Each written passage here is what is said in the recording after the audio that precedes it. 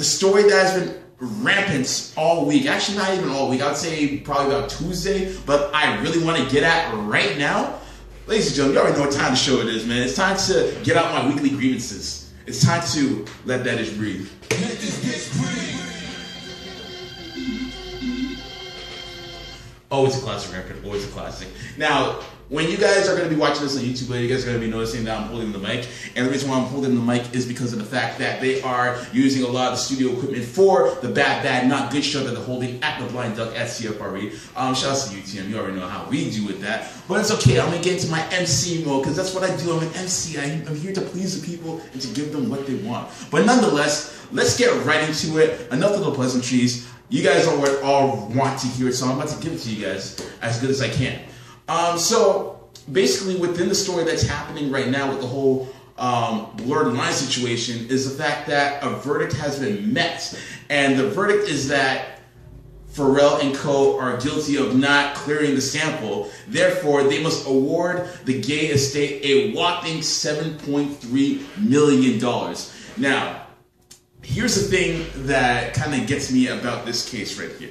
So last year, or well over a year ago, basically the Gaye estate made the claim that Pharrell and company basically stole the sample without clearing it. And Pharrell is not known to be an artist who, or not an artist, but a producer who samples a lot. He does maybe some interpolations at best, but sampling as far as like other people's records and then implementing them into his records, he probably hasn't done that since he was a backup producer for Teddy Riley back in like 90-something. So anyone who knows Pharrell's work knows that he has his own original sound as far as the sonic quality of it goes. So obviously he had to fight that. So what did he do? Him and Robin Thicke together made a claim to sue the Gaye estate for defamation, basically, because you're now accusing him of, doing something that he hasn't done in his career. So the Gaye estate basically countersued for the sampling charges, and that brings us to today, actually. Now, a lot of people are saying that he did it. A lot of people are saying that he didn't do it. A lot of people are very split on this. I am one of those people who are split on this because on one end, the chords within Blurred Lines and Got to Give It Up, the record in question, sound very, very similar. I'm not gonna lie. Like, if you don't really have a trained ear for music, you're just a casual listener, you're gonna automatically think, yeah, Pharrell totally sampled that. He totally bit that. Now, when you're listening to it, you're gonna notice that there's gonna be a very, very minute difference within the chords between the two songs as far as the bass line is concerned. I listened to them today just so I can get my own interpretation of those bass lines, and they do sound very similar, which I would understand as to why someone may question the authenticity of Pharrell's claim.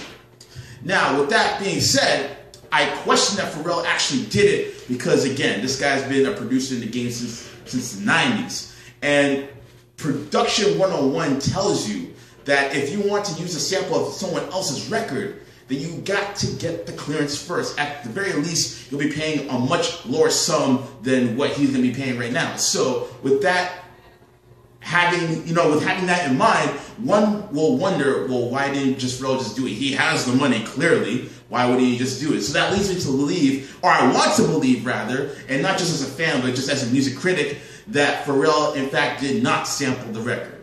Now, going to the reaction of Gaye's family, his daughter in particular, at a press conference that announced the verdict, she came across as very melodramatic. And I quote from the woman herself, "We are free from the chains of Pharrell Williams and Robin Thicke." I'm sorry, I didn't know that they were Jim Crow and friggin' Eisenhower in the flesh. These guys are not slave masters. They're music producers and artists all in one. It was a little too overdramatic for me. Yes, I know you guys have been trying to fight this for a long time, like a year and some change, but nonetheless, I mean, to say that you were shackled and kept in bondage and captivity and equating it to like a scene in 12 Years a Slave or Django, come on now, slow your roll. It's not that serious. I mean, it's serious, but not to the extent that you're trying to push it at. So please, calm yourself. Now, going back to this case, I firmly believe that what Pharrell Williams and Robin Thicke, I guess in this case too, needs to do is that they need to appeal this. Like, if they really want to keep their artistic integrity intact, they need to appeal this case to have another court date so that they can fight it once again, because now people are going to be looking at Pharrell and saying, oh, he's a music biter, he's a music biter.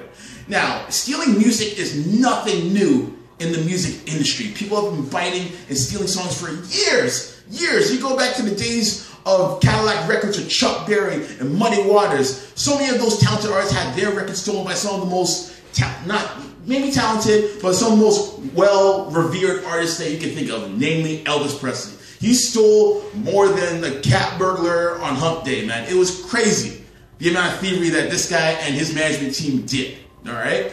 And another thing that people need to realize is that a lot of these artists didn't have the ability to copyright their music. I think Ray Charles, in fact, was the first artist to ever own his own masters. That is unprecedented, especially for a minority musician. Now, in the case of Marvin Gaye, he's no exception. He didn't get his a lot of his music copyrighted either. So, if Got to Give It Up is one of those songs that he never had copyrighted in the first place, then this whole case should be debunked in the first place, looking at the bigger picture. So, at the end of it all, I sincerely hope that Pharrell and Robin Thicke are seen as innocent of all these charges that are being laid on against them. Actually, that's not going to be the case because they already were found guilty. So, in that regard, I hope that they do appeal this, because if they just pay the fine, I mean, yeah, sure, they got the money to do it, okay, but that's taking a hit on your legacy. I mean, Robin Thicke already took a hit on his legacy with that awful Paula album. I mean, come on now. I mean, it can't get any worse than that. And as for Pharrell, I mean, he's always going to make his mainstay in music. And the worst thing about all this now is that they're also trying to see if they can sue him for his song Happy, because apparently they use a Marvin Gaye sample in that as well. It's just an endless cycle of BS, in my opinion. So obviously you can see that I'm on the side of Pharrell, and I hope that this isn't the case where Pharrell, in fact, did steal the music without any permission. And I would hope that he wouldn't, because he is a producer in the game at the end of the day. He has extensive music knowledge. This is fundamentals. This is like 2 + 2. So we will see as the story develops. But nonetheless, this is an interesting case to say the least.